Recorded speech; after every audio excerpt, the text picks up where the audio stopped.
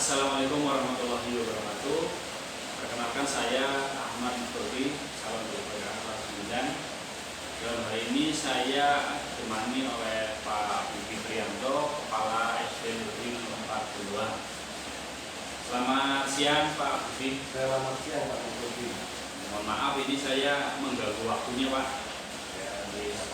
Kedatangan saya ke sini adalah untuk memenuhi tugas saya Pak di dalam proses guru penggerak.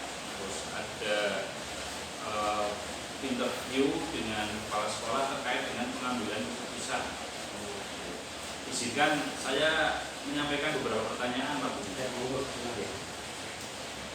Selama ini bagaimana Pak Budi dapat mengidentifikasi kasus-kasus yang merupakan dilema etika atau tujuan moral? Kalau mengenai kasus yang pernah saya alami mengidentifikasi dilema etika atau tujuan moral itu tergantung dengan kasus tersebut. Kalau misal kasus tersebut itu istilahnya permasalahan yang terjadi itu sama-sama benar, itu termasuk dalam dilema etika. Namun kalau yang benar salah itu tujuan moral. Tapi kalau menurut saya semacam itu. Gitu ya Pak ya. Selama ini bagaimana Pak Budi menjalankan pengambilan keputusan di sekolah Pak? Terutama untuk kasus-kasus di mana ada dua kepentingan yang sama-sama benar atau sama-sama mengandung nilai kebajikan. Yang sama-sama benar ya Pak untuk dilema etika. Kalau saya sendiri dalam menyikapi sebuah kasus itu akan selalu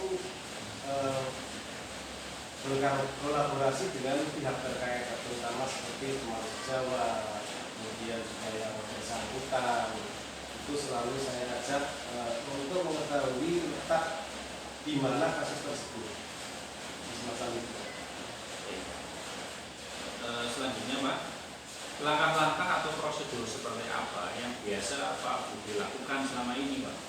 Untuk langkah-langkahnya Pak Budi, kalau saya itu yang pertama saya akan berpikir sejenak untuk mempelajari hal atau kasus tersebut. Jadi kasus tersebut intinya itu betul-betul terjadi dan faktanya juga ada dari beberapa pihak-pihak yang bisa dijadikan bisa memunculkan fakta. Kemudian yang kedua, dengan rekan-rekan kami mengumpulkan mas sejawat seperti teman-teman guru untuk rapat atau saya ajak konsultasi untuk mengatasi masalah tersebut. Kemudian untuk selanjutnya dalam memutuskan masalah tersebut untuk mengambil keputusan saya biasanya tetap berpegang pada keadaan sekolah saya sendiri, baik itu mengenai sikap anak maupun kultur dari masyarakat di situ.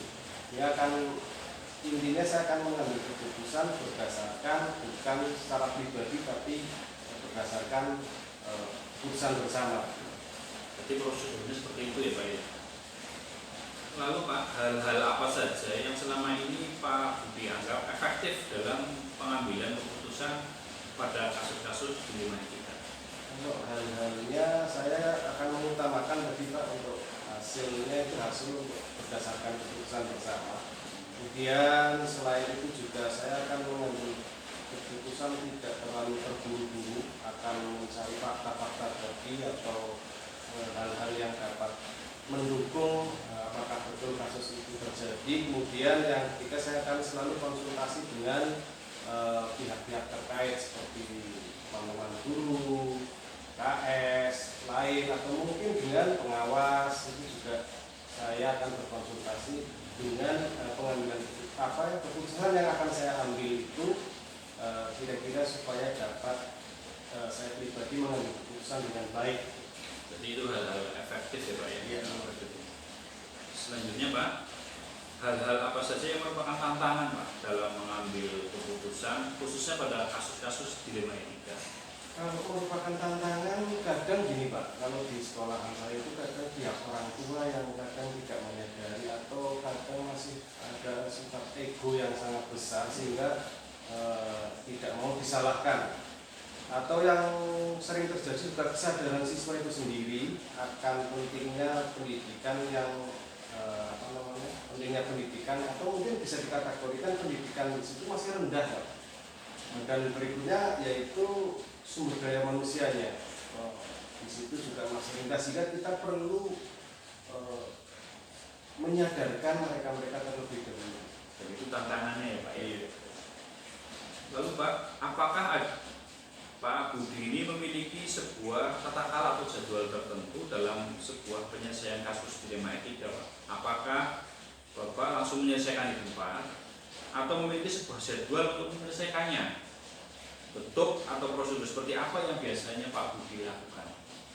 Kalau mengenai jadwal, saya tidak pernah menjadwalkan Pak, karena kebetulan kasus itu juga tidak pernah ada sebuah kasus yang terjadwal, sehingga kasus tersebut ya terjadi kadang sewaktu-waktu, dan saya sebagai kepala sekolah di situ saya harus segera mengambil tindakan dengan melalui langkah-langkah tadi supaya tidak terjadi masalah yang berkepanjangan. Jadi intinya saya tidak pernah menjadwalkan hal itu untuk kasus. Sekali lagi karena kasus itu tidak pernah ada kasus itu setelah terjadwal, itu tidak ada. Begitu ya Pak ya. Ya. Lalu Pak, adakah seseorang Pak atau faktor-faktor apa yang selama ini mempermudah atau membantu Pak Budi dalam pengambilan keputusan, khususnya dalam kasus-kasus dilema etika ini Pak? Karena saya di dalamnya itu di sekolah ya Pak ya, di dalam sekolah saya selaku kepala sekolah, tentunya ada Pak, terutama dewan guru atau rekan-rekan guru yang selama ini membantu dalam proses menyelesaikan dan pengambilan keputusan yang berhubungan dengan dilema etika. Sekali lagi terutama karena kita ada di sekolah itu, terutama ya yang paling dekat itu rekan-rekan guru. Coba ini pertanyaan terakhir, dari semua hal yang tadi Pak Budi sampaikan, itu pembelajaran apa yang dapat Pak Budi petik dari pengambilan keputusan dilema etika? Pembelajaran yang saya dapat petik adalah dengan memperhatikan budaya Pak, dengan memperhatikan budaya dan karakter di sebuah lingkungan ya. Lingkungan sekolah saya terutama nih Pak, untuk lingkungan sekitar situ di dalam pengambilan keputusan saya Pak. Jadi sekali lagi saya yang perlu saya perhatikan yaitu ya budaya dan lingkungan sekitar situ. Baik. Jadi intinya memperhatikan lingkungan ya Pak ya, dalam hal itu sendiri. Baik Pak Budi, terima kasih atas waktunya. Mohon maaf mengganggu Bapak. Sekali lagi saya ucapkan terima kasih. Sama-sama. Baiklah. Demikian tadi wawancara saya dengan Pak Budi Priyanto selaku Kepala di SD Negeri 04 Kendua. Terima kasih. Assalamualaikum warahmatullahi wabarakatuh.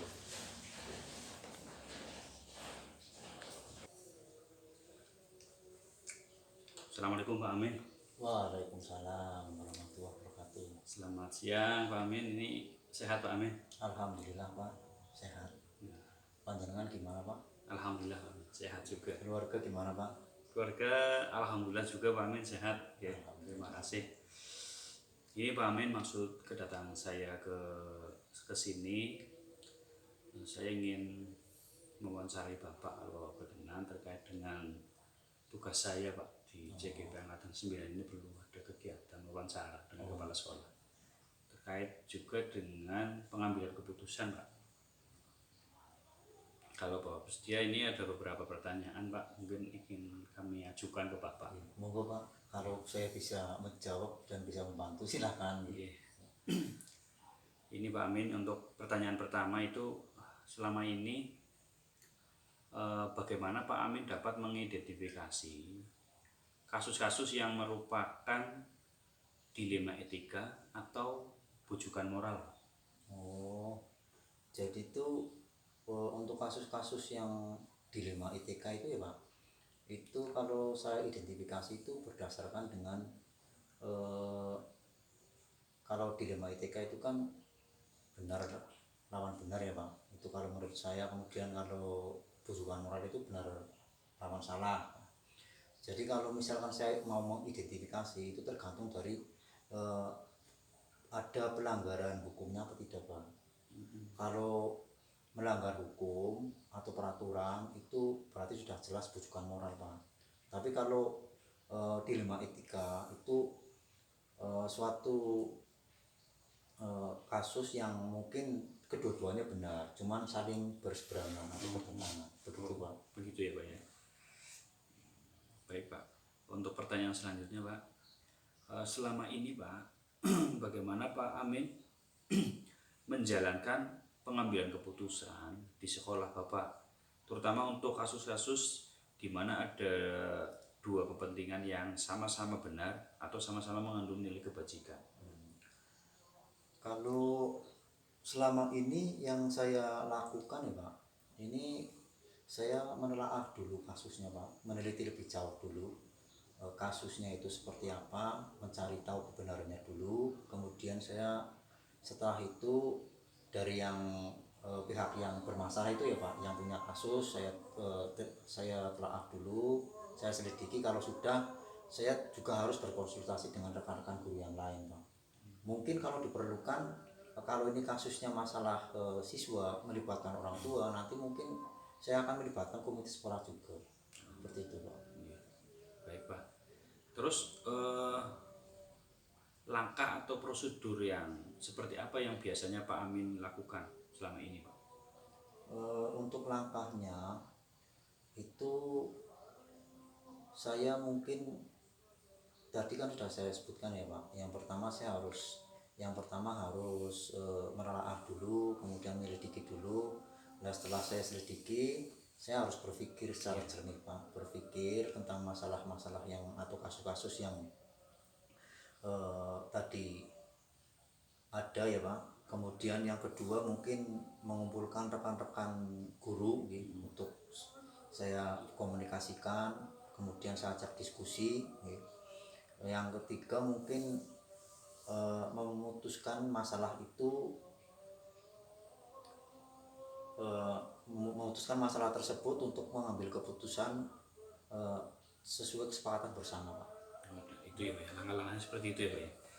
Terus Pak, hal-hal apa saja yang selama ini Pak Amin anggap efektif dalam pengambilan keputusan pada kasus-kasus dilema etika?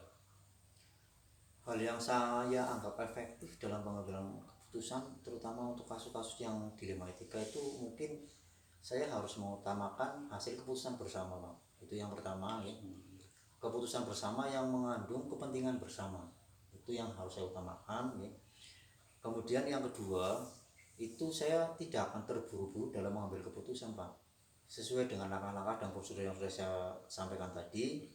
Kemudian setelah itu akan lebih kuat, akan lebih baik lagi apabila saya berkonsultasi dengan sama KS yang mungkin sudah berpengalaman dalam pengambilan keputusan, atau mungkin pengawas sekolah Pak, atau mungkin pihak-pihak yang lain seperti pemimpin-pemimpin dalam organisasi atau lembaga apa yang bisa saya ajak konsultasi. Baik, Amin. Terkait dengan pengambilan keputusan pada kasus-kasus dilema etika Pak Amin, menurut Pak Amin ini hal-hal apa saja yang merupakan tantangan Pak? Tantangannya? Kalau tantangannya ya Pak, kalau tantangannya itu tergantung dengan kasusnya Pak. Kalau misalkan kasusnya antara siswa dengan siswa itu, kalau kebetulan ini di wilayah saya Pak, Iya. itu keterlibatan orang tua Pak. Jadi orang tua di situ ikut campur Pak. Apabila ada siswa dengan siswa yang lain itu ada masalah atau kasus, itu orang tuanya terlibat, dan orang tua itu sendiri itu kadang merasa tidak terima, anaknya itu merasa benar sendiri Pak. Kemudian yang kedua itu mungkin karena di daerah saya ini kan daerah terpencil, jadi kesadaran siswa untuk pendidikan masih rendah. Ditambah lagi karena daerah terpencil juga ya Pak, jadi sumber daya manusia atau SDM orang tuanya itu masih rendah. Betul Pak ya. Nah, selanjutnya Pak, apakah Pak Amin itu memiliki tata kala atau jadwal ya dalam sebuah penyelesaian kasus dilema etika. Terus apakah Pak Amin langsung menyelesaikan di tempat atau memiliki sebuah jadwal untuk menyelesaikannya? Bentuk atau prosedurnya seperti apa, Pak? Iya. Kalau itu tergantung dari kasusnya Pak. Mungkin kalau dalam hal ini terkait dengan jadwal itu insidental ya Pak. Iya. Jadi kalau memang kasusnya harus diselesaikan saat itu juga ya harus saya selesaikan. Tapi kalau memang kasusnya harus harus sesuai dengan prosedur atau kita melakukan langkah-langkah atau prosedur, berarti harus kita diskusikan dengan rekan-rekan yang lain seperti itu Pak. Oh gitu ya Pak. Terus apa ada Pak seseorang yang membantu atau faktor-faktor yang mempermudah Pak Amin selama ini dalam mengambil keputusan dilema etika tadi Pak? Mungkin faktor-faktor atau orang yang membantu ya mungkin di lingkungan kita Pak. Ini seperti guru-guru kita ya Pak, atau rekan-rekan guru mungkin bisa, kalau saya katakannya semua warga sekolah lah, tidak hanya guru, mungkin orang tua juga bisa membantu, bahkan sampai komite, bahkan pengawas pun sangat membantu Pak dalam pengambilan keputusan ini Pak. Baik, ini pertanyaan terakhir Pak Amin. Dari semua yang tadi sudah Pak Amin sampaikan, itu menurut Pak Amin itu pembelajaran apa yang dapat Bapak petik dari pengalaman Bapak tadi dalam mengambil keputusan dilema etika Pak? Kalau pembelajaran yang dapat saya petik ini, karena kita hidup di daerah yang berbudaya Pak, ya itu mungkin kita harus memperhatikan budaya dan karakteristik lingkungan tempat tinggal kita Pak. Di samping itu, selain itu ya Pak, itu yang dapat saya petik itu ya tentang keputusan itu yang harus mementingkan orang yang banyak Pak. Jadi kepentingan yang menyangkut bersama itu. Baik, ya. Mungkin itu Pak. Sekali lagi terima kasih Pak atas jawaban Bapak. Mudah-mudahan Bapak selalu sehat ya Pak ya. Iya, mudah-mudahan alhamdulillah. Terima kasih doanya Pak. Ya, sekali lagi terima kasih. Doakan Pak biar saya sukses Pak. Siap Pak. Semoga sukses Bapak di dalam CGP ini ya Pak. Iya Pak. Bisa selesai dengan hasil yang baik dan ilmunya bermanfaat. Terima kasih Pak Amin.